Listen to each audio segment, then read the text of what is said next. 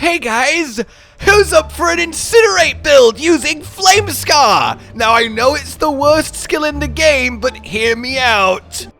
You fucking crazy, man. You sound insane. Do you realize that? You should be medicated. Okay, please hear me out. I swear to God, you're gonna be really impressed, okay? Hello, my fellow sorcerers, and welcome today to what is kind of half a build guide and half a, hey, look at this ridiculously fun and interesting mechanic that lets you actually use Incinerate in a meaningfully impactful way that's really unique.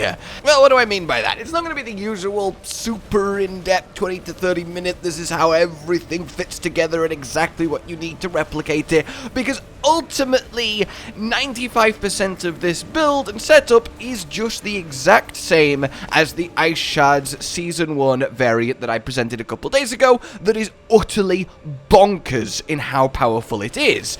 And yeah, that is a better build, but it's not a more fun build than what I'm about to show you. So if you want to know everything down to the finest of details, that'll be linked down below, and you can set up that way and then come back. But what I realized, discovered, and started experimenting with is the setup template that I had for that Ice Shards build lets you do something just a little bit kooky, let's say, and it involves Incinerate. And I mean, you are seeing it, are you not? And you're probably like, wait, what exactly is going on? That's so curious. Huh, what exactly is the interaction there? It looks pretty cool. At least I really hope you do think it looks pretty cool. And yeah, let's kind of get into that, shall we? What are we playing with here? So, Incinerate then, a very cheap spell to cast. You can channel it all day and barely go through your mana. It costs very little to actually start blasting, and for that reason it achieves two things: natural really high mana efficiency and naturally really high attack speed. Now, I put attack speed in air quotes because while holding it, it just burns as it burns. It can't crit, it counts as a damage over time, so both crit and attack speed don't really matter because it's just doing what it does. But by attack speed, what I mean is you can start casting it insanely quickly. Like, the time between pressing the I want to burn and burn happening is like a couple frames, and that lets you do something rather interesting, because I may have perhaps led you a little bit astray here, because this is not so much an Incinerate build, though we do use Flamescar because you can get away with it, and the extra little shooty fire bits that come out do contribute a lot here. But it's not so much an Incinerate build as it is a Frozen Orb build. Because Frozen Orb in your enchantment slot, as you know, has a % chance to fire out when you cast another skill. So if we can get it to happen, hopefully, there we go, it's off, having a great time. So if you, in theory, have a way to roll the dice on this enchantment as frequently as possible, then you actually can end up with kind of like a Frozen Orb beam. So remember what I just told you about Incinerate? You can start it really quickly, and every time you start Incinerate, that counts as casting a skill which can trigger the Frozen Orb enchant. So if you start and stop casting Incinerate really quickly, just hold shift and hammer the left mouse button, you end up for essentially no mana cost, absolutely obliterating everything around you with massively spammed Frozen Orbs that auto go to enemies, stop on top of them, explode, and do all of the ice-based damage goodness on top of the burning goodness, because Incinerate counts as burning, so we don't need the Flame Bolt enchant. We can use it teleport to mitigate some of the hilariously low mobility that playing like this does. We can just burn a load of enemies, teleport to the next group, burn a load of enemies, teleport to the next group, burn a load of enemies, and so on and so forth. It's funny. That's, above all, it's amusing that this works the way that it does. You literally just need to spam click as fast as you can, and that decides how many you get. Now, I do have a ring unequipped because it makes Incinerate cost 0, which didn't really help me for demonstration purposes, but when I put this ring back on, look at my mana. It is endless. You could do this all day, and it will take you so long to run out, even if you can click fast enough to outdo your natural mana regen in the Ice Shard setup that I showed a few days ago, which is why I wanted you to go have a look at that first before kind of approaching this.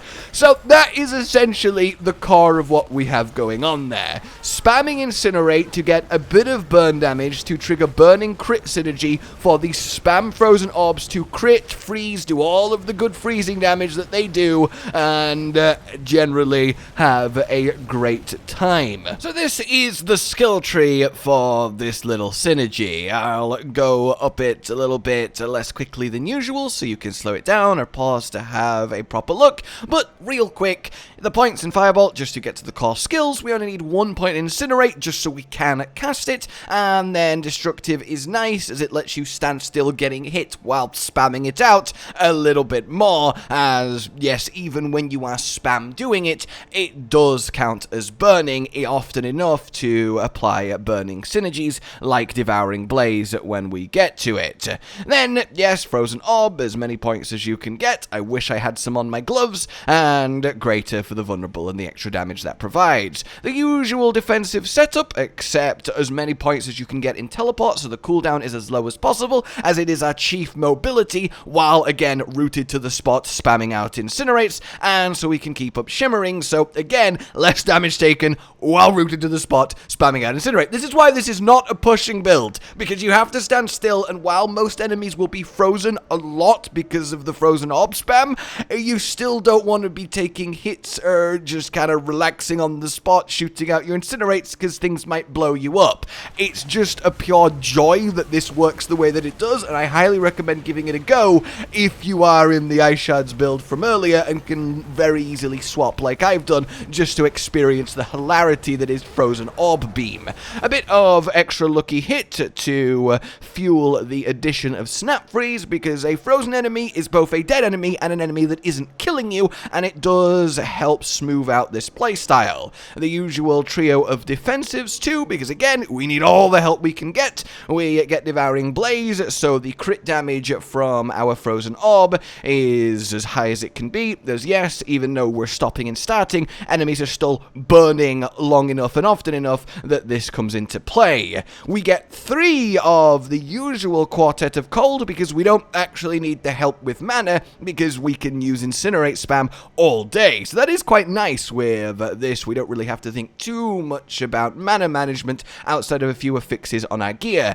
And then the Deep Freeze for if you need that emergency button, and then Shatter to play with the extra AoE Frozen Pops and the Snap Freeze and the natural Insane Chill of Frozen Orb. So that's kind of the way. When we look at the gear, yeah, we have swapped the what was the Ice Shards aspect on the wand for Flame Scar. Technically, I think it's about even, giving up the extra vulnerable and crit damage to gaining the extra critical hits of the extra little fireballs that shoot out of this wand while you're spam channeling, but it definitely is an excuse to use Flame Scar, so I'm not going to pass that up, but you don't need it. You could just use whatever you were using, and it will do fine, and put on another offensive aspect like Conceited for more damage when you have a barrier. Then, other than that, the aspects remain the same. All I would suggest is that instead of Dark Pact, where every 5 seconds you don't spend mana, it's not super needed, so if you are doing anything a little bit higher than you should with a build like this, do just put on a Revenge Ring and get that extra mitigation. But I'm leaving this on for me, as I want the resource generation on the ring, as having enough resource gen is what lets you do this forever with without any extra mana help. The affix lineup remains very much the same. And the only thing I would mention then is the gloves. Attack speed, as far as I can tell, doesn't actually matter. You can spam this as fast as you can click with a wand, just as you can spam it as fast as you can click with a staff. So I think you are good to remove accelerating if you really want to commit and put on Edgemaster, as you are on a high enough mana that it is a significant bump. But again, I'm not wasting precious materials and aspects on what is essentially a meme build, but I definitely did have to show you it because, again, it's a hilarious meme build. Anyway, I will just browse over everything so you can see. Again, it's very much the ice shard setup from before. The max evade charges on your boots are very useful. I'm sad I've only got one, just so we can reposition with our teleporting. It really is the mobility that you need during this. Of course, you require Frozen Orbit, so the Frozen Orb stays where it lands and explodes more times. That is a huge amount of damage. And then the control, freezing is a big deal here, as is vulnerable damage. And then Elementalist. As far as I can tell, it does apply to skills cast with enchantments, but I'm not 100% sure. It's hard to test because I can't get rid of all my dexterity, so I always have a natural sort of 10% crit chance, so it's really awkward. Again, it's a meme build that's not worth changing aspects on your precious well-rolled gear to properly check, but I think it does work, because the crits are frequent with this. They really are, which would need this to actually be applying for that to be so. Hearts-wise, then, yes, you want either a Picana or Revenge. Again, Dark Dance, not ideal. Picana, at least with the crits from the Frozen Orb, will give you more AoE damage. Then you want your Barber, as the crits build up both from the little flame darts of Flamescar, and your Frozen Orb blast itself will explode everything very quickly. And then Telrashers to stack up that damage. We are doing 4 different types of damage. Fire, obviously, lightning from the teleports, frost, obviously, and then shadow from Barber itself for the 4th stack. And then affix-wise, you simply want resource generation, mana cost reduction, cooldown reduction, ranks in Devouring Blaze, defensive skills, and Frozen Orb. Then crit chance, vulnerable damage, crit damage, lucky hit chance, and then general damaging skills after that. And again, if you're copying the Ice Shard setup and then sort of temporarily switching to this to experience it, you'll pretty much have perfect stats by default. The main and biggest change to doing this actually comes from the Paragon. It's just so much fun. Like, it really is, just seeing how many you can pump out.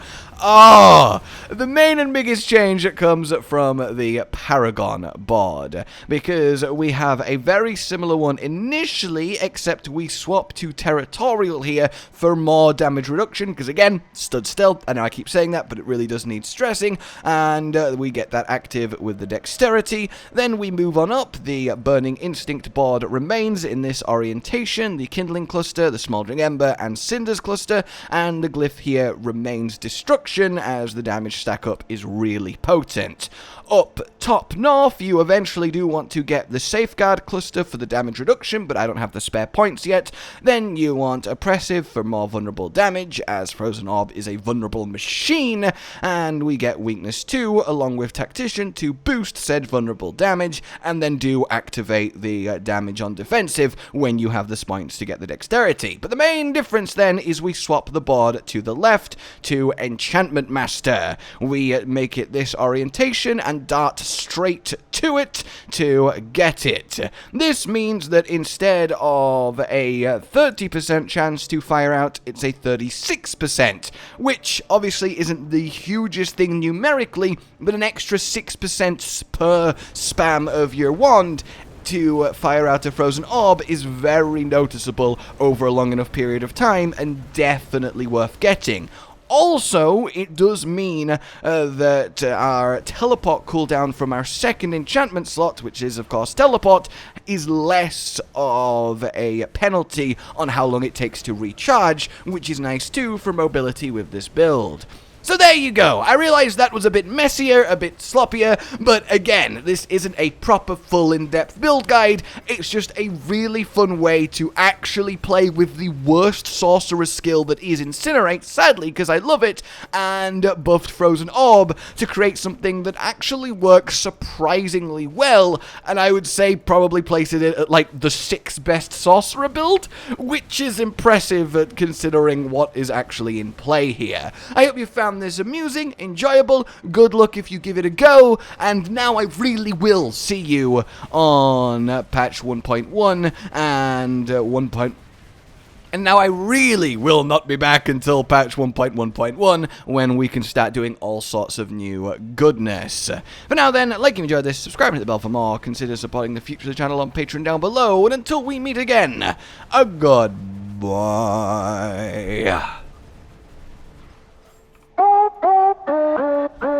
Josh, Cotton, and Hollow with the videos, dropping the humor like a hammer on your tippy toes, bringing entertainment on a daily arrangement to take our insanity and turn it into entertainment. Yes, I said entertainment twice, to reiterate that it is nice to look into your faces on a mostly daily basis when you let us in your homes to make the whole world a stage. Goodbye.